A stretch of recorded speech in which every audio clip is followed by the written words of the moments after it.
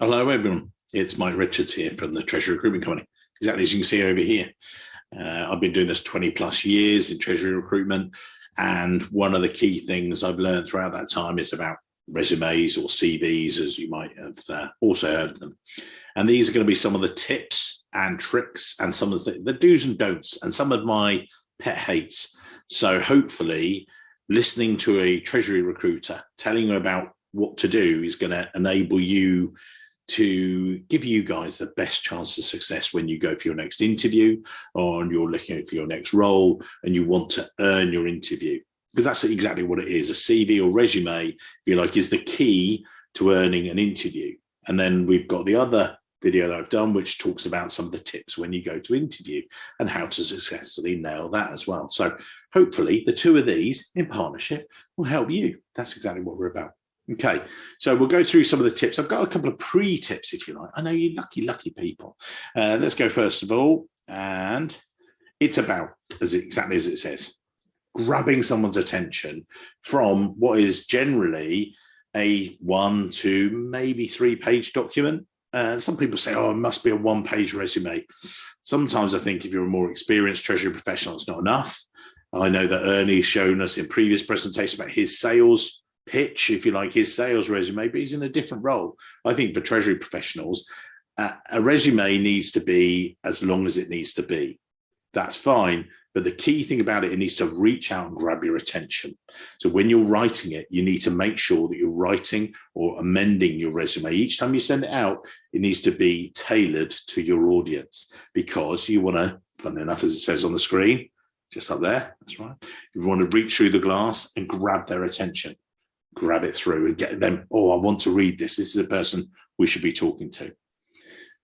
And this is what some of the reasons, this is what I want to see. I don't want to see boxes. You know, that's good in the, doing and dancing and things like that. But no, good resume is about presentation. It's about also them knowing you, them knowing how you're going to present yourself and how you're going to work with them. If you've got a good presentation of a good resume, that's the first, oh, actually, that person will be good when they do this, when they're writing reports, when they're presenting to our investors. That gives you confidence in them. And it's the successful first start, if you like. And exactly as I say, it then earns you that right to be interviewed. So let's keep going. Don't make mistakes. I think it's, what is it, F5, F7? I think it's F7 in Word if you want to do any spelling mistakes. And when you do that, there are a number of times when I've seen people are very good mangers. That's right. Manger is a word. Manager is a different word. So please look at both. There are a number of other, errors that I see creep into people's. I've seen detail. That's right. Great resume destroyed by I have exceptional attention to detail. Detail. D-E-T-A-L. I don't know how it wasn't picked up by a word, but it wasn't. And a lot of time, actually, there's a good point here. A lot of time I will get resumes that arrive on my desk in PDF. Got one from an exceptionally bright, great Treasury professional a while back now. And I said, look, have you converted this from Word into PDF and back into Word or whatever, or the other way around rather? Oh, yes, I did. I said, okay. There are about 18 errors in it. He's like, oh, so he actually proved to me he hadn't. I asked him, I said, look, take it from, actually it was PDF into Word and back again. Put it into Word. When I copy and pasted it and showed him, it was littered with errors because of the conversion. I didn't necessarily blame him. And there were still errors after that. If you're going to do that, you are Treasury professionals. Accuracy needs to be 100%. Because if you press the wrong button, that could make a massive material difference to your balance sheet. So this is what people are looking for. It's your first impression. That's what you want to do. Make it a good impression. Also, you know what? It's free. The longer, if you do this, you give yourself the best chance. If you don't do it, that's fine. But don't even send your resume because it's pointless. So no errors. Okay, boxes don't like.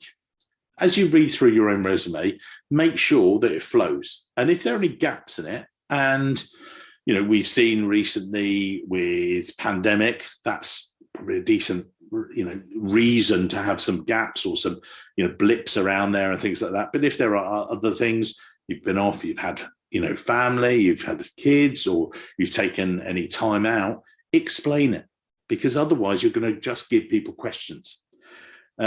Again, bullet points. Now, I can't remember exactly why it was bullet points, but they used to say, I think it was bullet points and bullets in a gun. So, in an old Wild West, 6 bullet points maximum. I tend to think that, anything more than 3 or 4 probably is all you want. I saw one the other day with like 18 or 19 bullet points. I was like, really? I mean, I actually asked my colleague Carly, and she dropped down the bullet points on this page just to make that point. But we, kept it in there. Shorter resume is professional email address. That's an easy one. Don't have I like 15 beers at hotmail.com. Make sure it's a nice, plain, professional as much as you can, or Gmail, whatever you like to do. And don't cram it. As I say about lengths of resume, you want to make sure that it makes enough sense to your reader. Let's move on. Oh, bugbear, personal statements. I had this discussion so many times, and I've lectured about it, and I've gone to different conferences, and some people say, oh, well, personal statement about how great I am and da-da-da. In my experience, over 20 plus years of Treasury recruitment, 50% of people at least hate personal statements. 50% don't mind them, put up with them, skip past them most of the time. But what I'm saying to people is saying, so you're flipping a coin as to whether someone takes you through to the next round of interview. They're like, well, yeah. I said, so it lands on tails, you're out. What's the point? I said, I don't like personal statements. What I prefer is much more something that states your achievements, which focuses on these, which focuses on, what say you're applying for a role, and you've noticed that the key thing they've got is they're going to have future problems with cash management, or they're entering into new markets. Well, instead of having a personal statement about how you are a flexible, motivated individual, because you're not going to put anything else than that, are you? Why don't you focus on how you've, in the past, in your previous role, you've entered into new markets successfully, you've hired remote teams, you've done this, you've managed them, and you explain to the potential employer how you match their needs. So get rid of the personal statement, the generalized guff that's in there, just chuck that in the trash. That's exactly where it should be. And instead, focus on their pain points. Be their paracetamol. We'll come back to that in a minute. Hopefully it might be the next slide. It is. This is what I want. Instead of that fatuous personal statement, look at the pain points. So take the job description they've sent you and things, and read through and think, right, that's the top issue. That's the next issue. That's the next. Again, it reminds me of one of my previous candidates who was applying for roles. And one of the key things we looked at, I said, well, look, why didn't that company just promote their senior treasury manager or assistant treasurer to the group treasurer role? Why didn't that person? And he said, oh, I don't know, actually. And you'd seen this good progression. And I said, now look at the other people. And what happened, there was quite a gap between the number one job and the next level. And actually, that was one of the key things they identified, that what they wanted to do, this senior treasury manager / assistant treasurer, great guy, what they wanted to do was train him up. And in actual fact, they had a deputy treasurer, a lady, but she'd actually gone off on maternity leave, and she probably wasn't going to return. She was going to be given the option, but the fact was they had this big gap. So they've been trying to train people up. So I said, look, you've trained people. Oh, yeah, I've trained people throughout the world, both remotely and in person. I went, okay, where's that on your resume? It was there, but it was buried right down the bottom. I said, look, can we just have a short personal statement up there? And actually, he did get the role. Fantastic. And one of the reasons, they said, oh, we thought this guy would come in and be able to not only train the team and lead them and be an effective leader, but also be a coach to them. And in a way, work himself out of a role in 3 to 5 years and maybe do other things within our company or move on. That's the fact, is that adapt your message. Make sure that you're tailoring it for your audience, the people listening to it. As it says, be their painkiller. Think about if you were sitting in there and you've got that job description, okay, these are their main problems. Okay, how can I get rid of their headache? What can you do about it? That's what you need to include in there, and replace that for your fatuous personal statement. I don't care, you're a flexible, motivated individual. Please throw that in the trash. Let's move on. Here are some of the actual tips. Yeah, we don't need to know it's a resume or curriculum vitae, CV, whatever you want to call it. We know it is. It's outdated and unnecessary. What you need to do is put in your name and have a nice personal statement. And when I say that, make it about focus on the client, focus on their problems and their pain points. Format it and make it look nicely. We'll send you these slides as well if you can have them anytime. Photo, date of birth. Now, one of the key things is there is ageism out there. Should you have a date of birth on your resume? Well, in actual fact, I wouldn't put it on there. Why? Well, people can work out, roughly your age from when you went to school or university. So there's no actual need to have that information. In a lot of cases, when we get a resume from someone, we often ask them to take off their photo. We often ask them to take off their date of birth and to take off their personal contact information.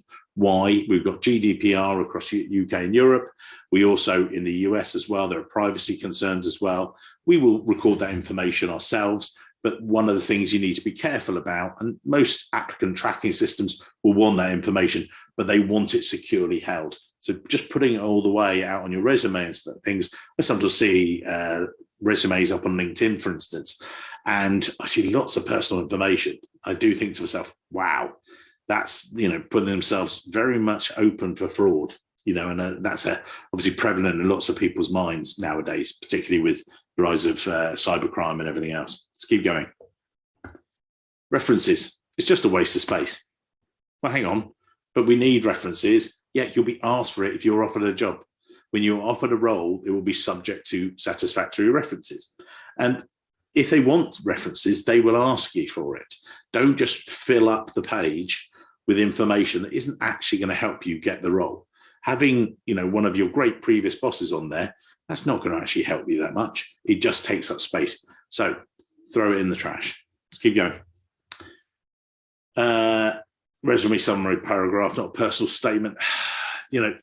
Look at it again. I could overdo this. One thing I could do as well, one of the other bits, someone did actually have quite a good achievements list the other day. And what I said to them is, look, I really like this. They're, oh, great. Shall I list it on there? I went, no, it's going to make your resume 4 pages. They're like, oh, yeah. So I said, look, let's take your personal statement out to one side. Let's have that as a separate document, have a chronological listing of your experience. And then what we'll do, according to which role you're looking for, then cherry pick. Oh, I said, look, that where you've, drilled down with straight through processing and IT and technology, let's put that. That's their big pain point. Oh, yeah, great. So, but this other role you're looking at, they're going to need this about cash management and managing people. Oh, yeah. This is right. So use that as a bit of a pick list, if you like, that you can use. Bullet points, again, if you're going to do bullet points, don't make the paragraphs. And if you're going to do paragraphs, don't make the bullet points. So, your written English has got to be there. So make sure to balance out both of those. No gaps. We talked about this earlier. Chronological, yeah. And most recent first. And actually, one of the key things I noticed from someone the other day, they had for one of their roles, sort of 10, 15 years ago, I think it was, about 12, 13 years ago, they had, in fact, more information about a role they did 15 years ago than they had about their role they were doing most recently, that they'd been doing for 5 years. There was one of their other roles they'd done for 3 years, 15 years ago. I was like, right, that needs to go. Oh, right. I said, yeah, no, that's 15 years ago. This, yes, talk about the progression you had in that role. You were for that company for 7 years. Great. But the company name, but the 3 roles you had and how you stepped up, and then said, progress from this to this to this. And by the end, and the key achievements I had were this and this. Brilliant. And they brought it down from nearly, it was 3/4 of a page to actually a paragraph. And it was powerful and it showed progression. And, he was like, oh, that's really good as well. A lot of the time as well, I would say, I'm saying lots of he's, and we deal with as much with ladies as well. That's one of the key things we want to, that we want to make sure that we are bringing as many women into this as well. We are very happy to help and represent you wherever you may be, globally. We just want to help you with your Treasury careers. Let's keep going. Have you listed to 10 to 15? Yeah, concise and relevant. It's about how relevant it is. Again, as you move further down chronologically, reduce the information. There's not enough needed there. If it's 15 years ago, really, do you need to? Some of the interviewers, we're barely out of school sometimes when they're out doing that. So what I would do is what's relevant, less information at the beginning, more as we come up to date. What you did, how you did it. But the key thing there is about impact or value or cash. How much money did you save? Or how much time did you save? What difference did you make to the company? That's what people want to see. They don't care that you implemented, that you did an RFP, you invited 10 banks, and then they brought it down to this, and then it was this, or RFP for these treasury management providers, and did this. Oh, God, really? So what? You implemented this treasury system 6 weeks ahead in no time at all, in 3 months from start to finish. You did this, and the effect was you saved one person's job, i.e., or you did this, the outcome. What did you achieve? How much money did you save? One of my previous clients, actually, his boss, if you like, the chairman actually of his company, he used to have this yearly, he said, I'd like you to keep a black book. And he said, all right. He said, what do I put in the black book? He said, how much money you save me or you make me? Is that, but I'm your treasurer. He said, yeah, you are. So I want you to hold yourself accountable. I'm not going to be knocking on your door. Well, what do you? He said, let's review the differences. And it gave him an entirely different mindset. So you don't have to have a black book, but when you're putting together your resume, you might want to think about what have you done and what have you achieved? And again, it might also make you reflect and think, this is what I want in my next role. That's what's going to help you as much as a candidate as well. Let's keep going. 8, coming up to 9. Qualifications. Yeah, are they listed? Again, chronologically, put them in there. Keep them short and sweet. We don't need them down to high school level or secondary school level. A lot of the time, if you've got your degree, MBA, yes, list that and what its relevance and things like that. And if you've got accounting qualifications or you've got professional treasury qualifications, put that lot in there. When you did them, have you done them from many years ago and stuff like that? Again, systems, that's very prevalent as well. Lots of people want systems and straight through processing. So that definitely keep that in there as well. Let's get towards the end and further advice. Well, you know where we are, basically. We're the Treasury Recruitment Company. Go to treasuryrecruitment.com. You've got lots of other videos. We've got Treasury TV there, but just go look up treasurytv.com. And that's where you'll find lots of videos, a bit like this. Sorry, I've got a face for radio, but kind of everything.